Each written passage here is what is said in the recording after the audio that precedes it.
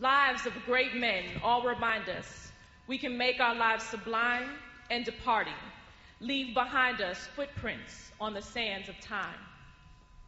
We see projected the picture of Sankofa, an Adinkra symbol that represents one taking from the past, which is good, and bring it into the present in order to make positive progress. Today we pay tribute to two men. As we look back with pride and gratitude to Dr. Martin Luther King Jr. and look forward with pride and hope to President-elect Barack Obama. Hear the words God spoken to Jeremiah, words that might also be considered true of these two men. I knew you before you were formed within your mother's womb.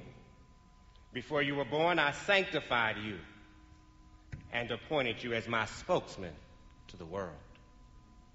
Reverend Dr. Martin Luther King Jr., born on January 15, 1929, left an indelible mark on the entire world.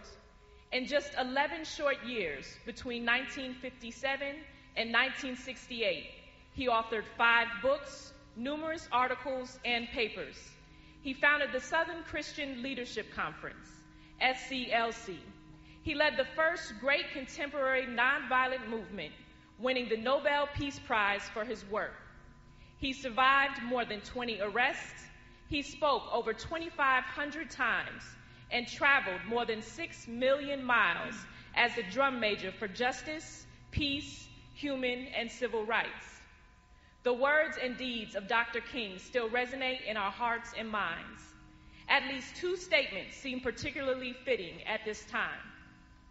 A little over 40 years ago in Memphis, Tennessee, he said, "We've got some difficult days ahead, but God has allowed me to go up to the mountain. And I've looked over, and I've seen the promised land. I may not get there with you, but we, as a people, will get to the promised land." Yes, difficult days, weary years, times when so many cried, many audible and silent tears. But through it all, they prayed and kept the faith in a God who never fails.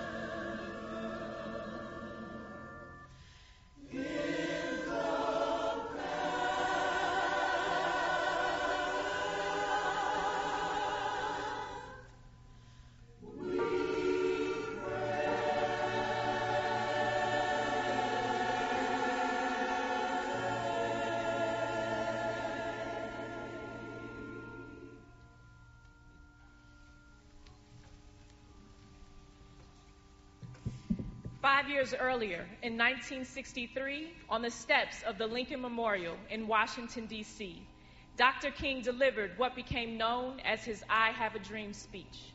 One of those dreams is frequently quoted. "I have a dream that my 4 little children will one day live in a nation where they will not be judged by the color of their skin, but by the content of their character." Stepping in the footprints and standing on the shoulders of Dr. King is one in whom that dream is fulfilled, President-elect Barack Hussein Obama II. He was born on August 4th, 1961, just 2 years before Dr. King's I Have a Dream speech. He is the son of a Caucasian mother from Kansas and a goat-herding father from a small village in Kenya, Africa. He graduated from Columbia University in 1983 and earned a law degree from Harvard in 1991, where he became the first African-American president of the Harvard Law Review.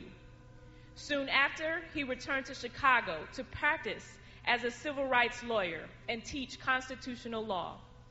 Finally, his advocacy work led him to run for the Illinois State Senate, where he served for 8 years.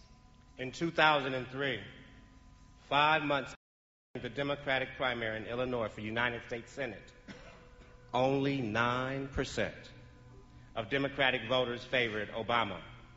However, he was elected and became only the third African-American U.S. senator since Reconstruction.